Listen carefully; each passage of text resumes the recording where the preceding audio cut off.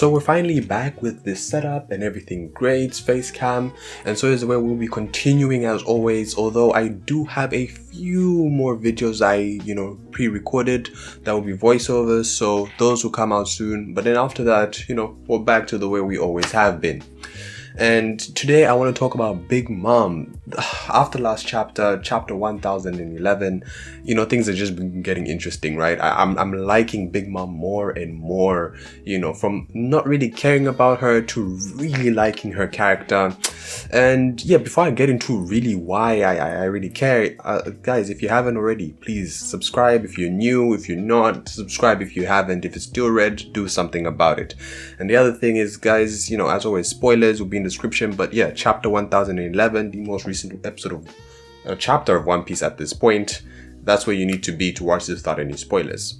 So like I was saying, Big Mom, why I'm interested, why I'm liking her, and all that.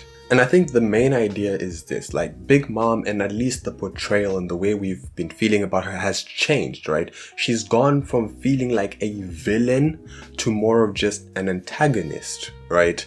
The difference being, for those of you who don't know, is that, in a story you have your protagonist who's trying to accomplish some goal, right? And then you have the people who are trying to stop or hindering the protagonist, which are antagonists. And then you have a type of antagonist which is more evil and more menacing, rather evil I should say, and those are your villains, right? And I feel like Big Mom has stepped out of the villain zone as far as portrayal in order to putting her more into where she actually is, just an antagonist but not really a villain. And so now we can really see what Big Mom's about, and you can really see her doing her own thing. Like, she has a lot of character agency. Everything she does, has a big impact. And of course, people like her because she makes stuff unpredictable. But I'm also just getting to like her because, of who she is, right? Her character and the way she acts, the way she thinks. I'm just liking it more and more. But yeah, like I was saying, Big Mom is a character who really feels like a protagonist in their own right? Just apart from Luffy, she feels like she's her own protagonist and she's going on her own adventure, not just a side character who's not really doing anything in the story, right? Because she has that big of an impact just because of her title and who she is. And I think one of the really great things about it is the fact that, as it is right now, Big Mom feels more like a rival to Luffy. Just looking at her actions, she feels like now that Luffy has gotten as strong as he is, she could be someone who's one of Luffy's rivals, right? Because rivals don't necessarily have to be of equal strength to be rivals, right? But yeah, she could be Luffy's rival at this point in the way they act and the way they do stuff is very similar, right?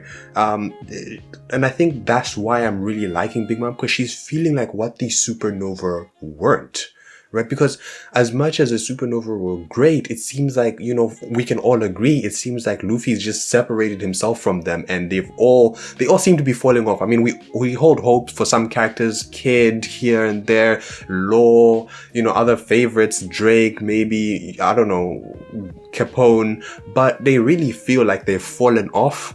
And now, we have Big Mom who, could be Luffy's rival, because another thing that makes sense is that Big Mom kind of took a pause from her pirating life to build Totland and this dream of hers. It's kind of like she took a break from actually accomplish anything to kind of, settle with what she had accomplished at the time. But now because of Luffy, she's back at it, she's back on the seas. So, the rivalry is alive again. It's just like one thing that's a bit different from her and Luffy is that she's more established as a crew, but nonetheless does feel like a rival. She feels like she's accomplished just as much as Luffy. And so now they're both in this race, and which is what I feel like some of the Yonkos may become in the end. I mean, not all of them have to die. They don't have to go to Impel Down. They can just be, the rivals that Luffy never really had as far as strength, as far as making progress, connections, things that they accomplish. It's just what Luffy will have on his side is the plot armor. What they would have on their side is everything that they've already established and built over the courses of their lives.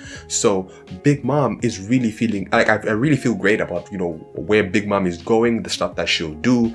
And I'll just say this right now. I'm not saying that I love everything about Big Mom, because yeah, there's some stuff which I don't know about, right? Like the amnesia plotline.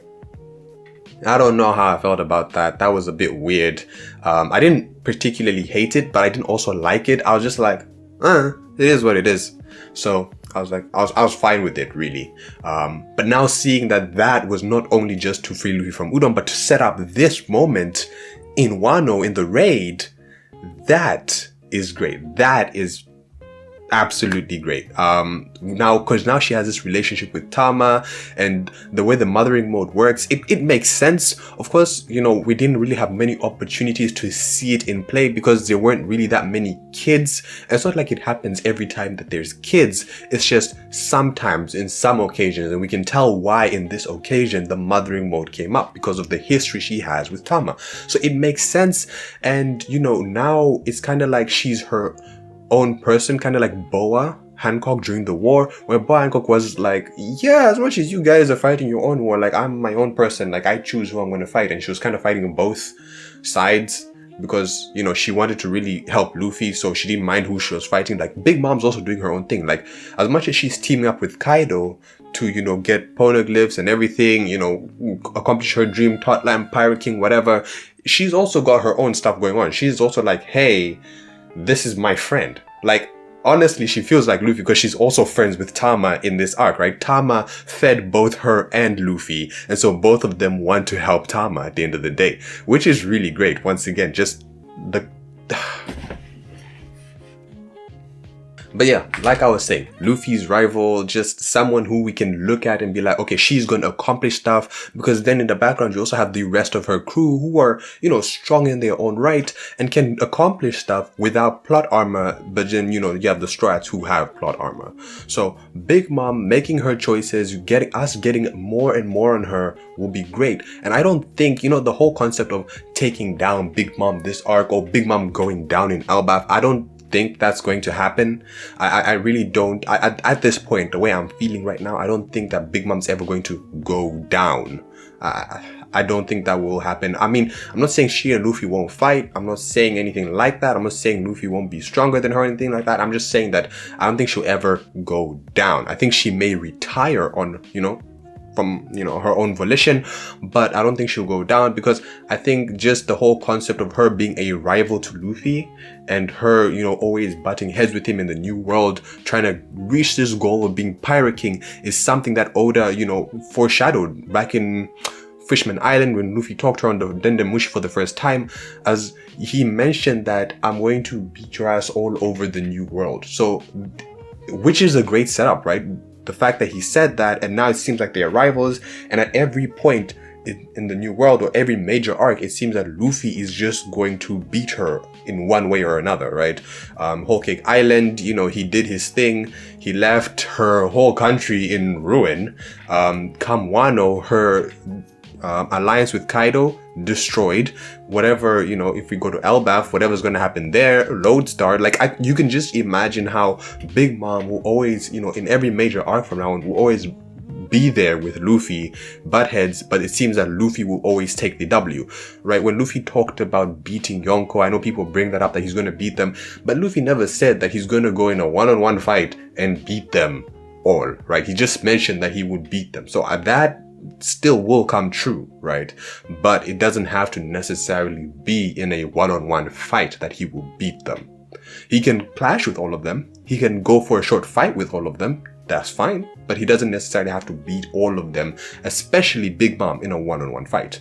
But yeah, guys, how are you guys feeling about Big Mom? Because right now, I am really, like, my mind is blown as to how she's evolved from, you know, the cannibalistic person we met in Silhouette in Fishman Island to the person who feels very much like Luffy, just an older, somehow more selfish person than Luffy.